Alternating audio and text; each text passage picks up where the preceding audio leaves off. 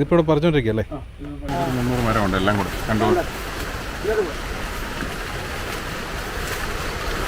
താഴെ വീഴാതെ അവർ പറിച്ചെടുക്കണം.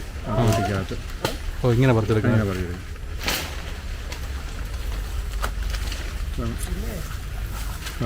പറിച്ചിറങ്ങും. അപ്പം ഇങ്ങനെ ഈ പൊട്ടിക്കകത്താണ് നമുക്ക് പറിച്ച് വീഴുന്നത്. ഇതാണ് അതിൻ്റെ പരം.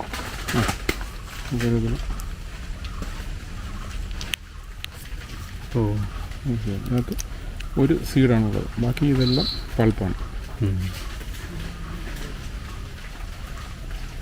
അത് സീഡില്ല.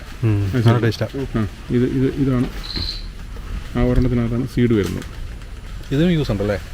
ഇതിനിപ്പം ഇത് ബൈ പ്രൊഡക്റ്റായിട്ട് ചെയ്യുന്നുണ്ട് ആൾക്കാർ. പക്ഷെ നമ്മുടെ കേരളത്തിൽ അങ്ങനെ പറഞ്ഞു കേട്ടിട്ടില്ല. അല്ലി ഏകദേശം നമ്മൾ ഈ പൂ എണ്ണി കഴിഞ്ഞ് കഴിഞ്ഞാൽ നമുക്ക് കാണാൻ പറ്റും. ഇതിപ്പോൾ 3, 4, 7 അല്ലിയാണ് ഇതിനകത്ത് കാണുന്നത്. ഈ പൂവിൻ്റെ അനുസരിച്ചാണ് അല്ലി. ഇതിനകത്ത് ഇപ്പം ഈ സൈഡിലായിരിക്കും അതിൻ്റെ വലിയ അല്ലി വരുന്നത്.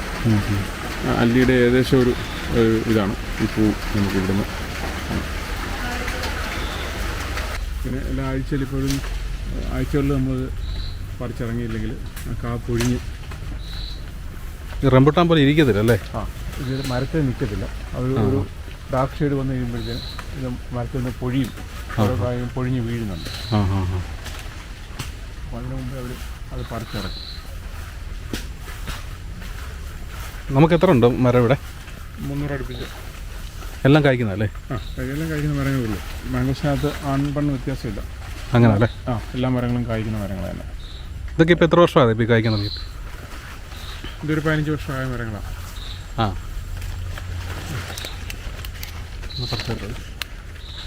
ഇതൊക്കെ പറിക്കാൻ വരുവാ അല്ലേ?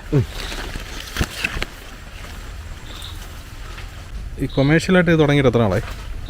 ഇപ്പം നമുക്കൊരു 7-8 വർഷമായിട്ട് നമ്മൾ ചെയ്യുന്നുണ്ട്. നമുക്കൊരു 10 മരത്തോളം ഒരു 90 വർഷത്തിന് മേലുള്ള മരങ്ങളുണ്ട്. 90 വർഷം മുമ്പ് മരങ്ങൾ ഇവിടെ ഉണ്ട്. മരങ്ങളുണ്ട്.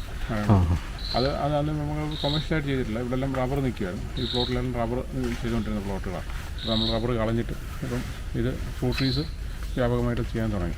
നിങ്ങൾക്ക് ഇത് ലാഭകരമാണോ ഇപ്പോൾ? ലാഭകരം തന്നെയാണ്.